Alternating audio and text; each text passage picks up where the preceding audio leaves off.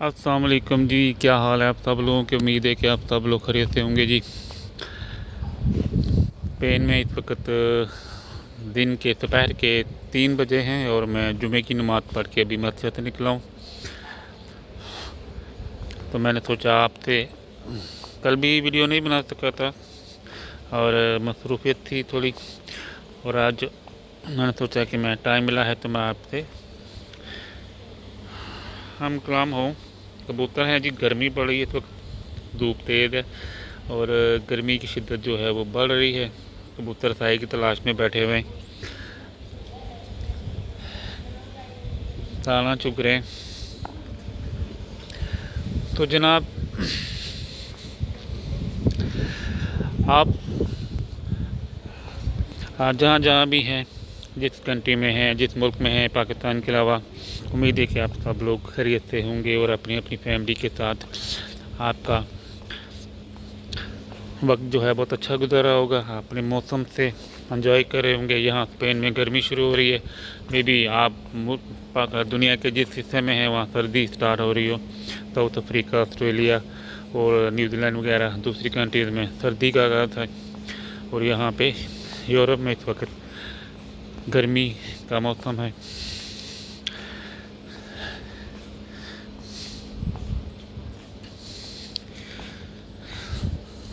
ये जो municipal corporation का दफ्तर है, यहाँ पे डोमिसाइल वगैरह बनाए जाते हैं, और दूसरी यहाँ पे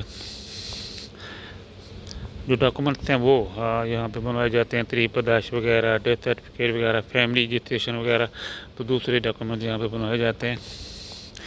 तो आज जो मौजू है वो किसी ने पूछा था कि स्पेन में कौन से लोग जो हैं वो आ सकते हैं आसानी के साथ वीज़ा लेकर। तो आज मैं अपनी मालूमात के मुताबिक आपको बताऊंगा।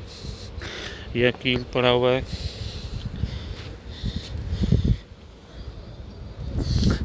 किसी के पाँव में चुभ सकता है, साइड पे रखा है, क्योंकि इस चीज़ का भी हुक्म है कि अगर आपको रास्ते में पत्थर, कांटा या कोई चीज़ ऐसी जो किसी को नुकसान पहुंचा सकती है वो आप उठाएं और रास्ता साफ़ करें।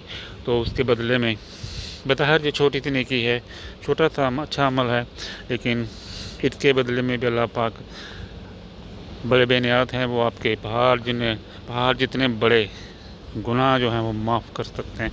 तो रास्ते में कोई चीज़ मिले, पत्थर हो, कांटा हो, कोई शीशे का टुकड़ा हो, तो रास्ते को साफ़ कर दिया करें, ताकि आपको इस चीज़ की अल्लाह पाक तौफीक दे तो ज़रूर किया करें।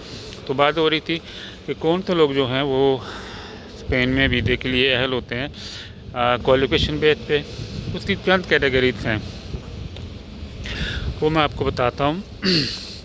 मिसाल के तौर पे आप आर्किटेक्ट इंजीनियर हैं, आप इंटीरियर डिज़ाइनर हैं, आप कंप्यूटर इंजीनियर हैं, ग्राफिक हैं, डिज़ाइनर हैं, आप के पास मैकेनिकल इंजीनियरिंग का डिप्लोमा है, आप केमिकल इंजीनियर हैं, आप मेल नर्स हैं या फीमेल नर्स हैं, डॉक्टर हैं, आप के पास 3 साल, कम से कम 3 साल का आपके पास कोई भी वेल्डर हैं, आप पाइप फिटर हैं, प्लम्बर हैं, आप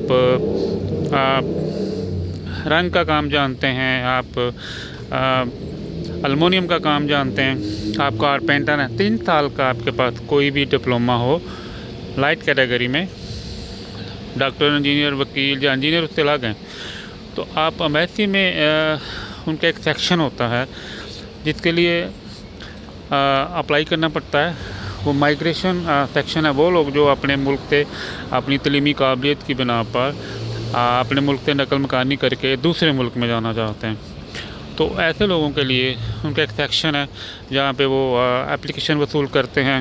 आप वहाँ से रब्ता कर सकते हैं और वो आपसे ज़रूरी जो डिमांड है, उनकी जो कागजात हैं वो आपसे लेंगे, आपकी डिग्री, आपका तजर्बा और आपने कहाँ पढ़ा हुआ, और फिर एम्बेसी में आपका एक तफसीली इंटरव्यू होगा जिसमें आप पास हो जाते हैं तो उनको मुतमईन कर देते हैं, तो फिर वो आपको वीज़ा देते हैं। तो वो माइग्रेशन वीज़ा होता है। उसके तहत आप जिस मुल्क में जाते हैं वहाँ पे आपको 1 साल पढ़ना पड़ता है, साथ में लैंग्वेज कोर्स भी होता है। फिर जो आपने डिग्री की होती है उसको वहाँ आके आपने अपेयर करना होता है, पास करना होता है आपने उसको, बाकायदा उसका टेस्ट होता है कि आप अगर डिज़ाइनर हैं, इंजीनियर हैं, डॉक्टर हैं, तो आपका उसी शोबे में आपका एग्ज़ाम होगा, आपको स्टडी करनी पड़ेगी, साथ में आपको लैंग्वेज भी वहाँ के उस मुल्क की सीखनी पड़ेगी साथ साथ। तो दोनों टेस्ट होते हैं, वो पास करने के बाद आपको बाकायदा जो है वो वहाँ की शहरियत दी जाती है और आप वहाँ जॉब करने के अहल होते हैं। आपका NTN नंबर मिल जाता है आपको, आप वहाँ के तमाम कानूनी जो रहायशी लीगल जो राइट हैं उनके आप हकदार हो जाते हैं। तो जो लोग दूसरी कैटेगरी में आते हैं उनका भी यही सिस्टम है कि वो अपनी अपनी जो डिग्रियों के जो डॉक्यूमेंट्स हैं वो साथ लगा के फ़ाइल जो है वो एम्बेसी में भेजें, फिर वो आपकी बारी आने पे आपको बुलाएंगे, आपका इंटरव्यू करेंगे, आपका टेस्ट लेंगे और फिर आपको भेजेंगे। तो स्पेन में जो लोग आते हैं, अगर आप ये तो हो गए पढ़े लिखे लोग जो पढ़े लिखी कैटेगरी में आते हैं, जिनके पास मिनिमम 3 साल का कोई भी डिप्लोमा है, या वो डॉक्टर हैं, इंजीनियर हैं, आर्किटेक्ट इंजीनियर हैं, डिज़ाइनर हैं वगैरह वगैरह।